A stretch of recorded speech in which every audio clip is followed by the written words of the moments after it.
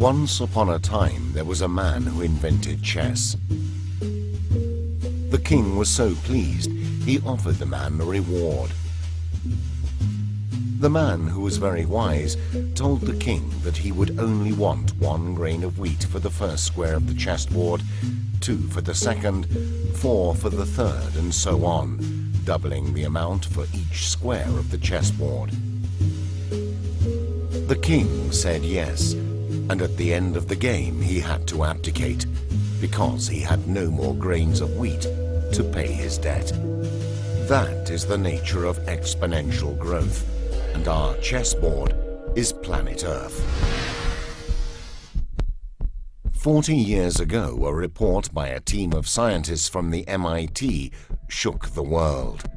They designed and ran the first global computer model ever, suggesting humanity should adapt to the physical limitations of planet Earth in order to avoid overshoot and collapse.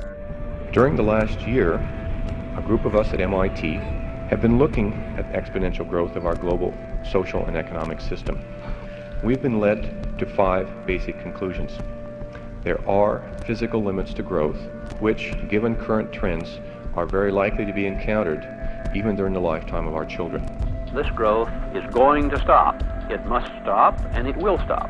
Second, the most likely outcome of running into these limits, if we continue to ignore them, is that we'll overshoot those limits and collapse.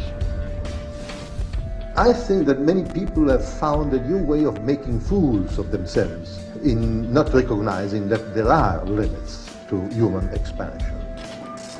We appear to have a viable alternative to this outcome, one in which population and material production could be brought into balance with the finite environment and with our resources. We have learned that more is not necessarily better. That even our great nation has its recognized limits. Fourth conclusion is that it's realistically going to take 50, 100 years or more to reach that alternative in an orderly fashion. We believe then and now there are no limits to growth and human progress when men and women are free to follow their dreams. And finally, every year we delay decreases our ultimate options.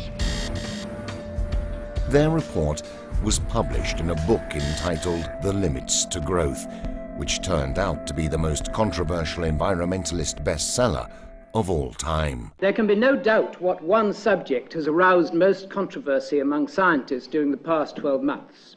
I mean, of course, the prospect of doom for mankind because of pollution, overpopulation, overuse of resources.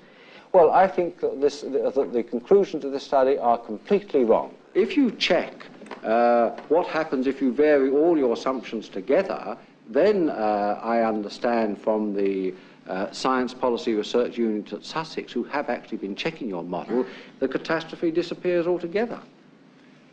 That's interesting. I spent all last Friday down with the Science Policy Research Institute, and they didn't indicate that. Well, you know, this is developing debate who spoke to them last. I spoke to them this morning.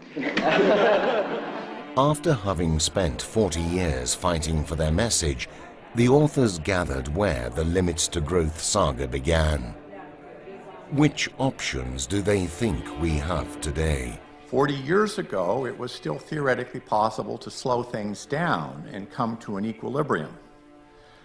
Now that's no longer possible. We are coming into a period of uncontrolled decline. We need now to start focusing specifically on the issue of resilience.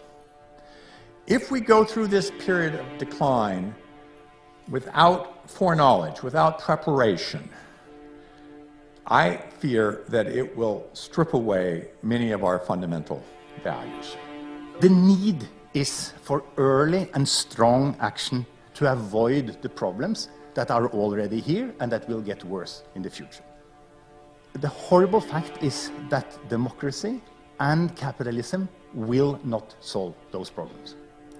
We do need a fundamental paradigm shift in the area of governance. So it's the national and international governance thing, which is what one ought to be debating when one is looking ahead. Personally, I'm an optimist. Personally, I believe in the brilliance of human beings. the past 40 years makes you doubt it a little, but I do believe humans are brilliant. I don't consider myself any better than any other human being, but I have lived for 20 years with these global models.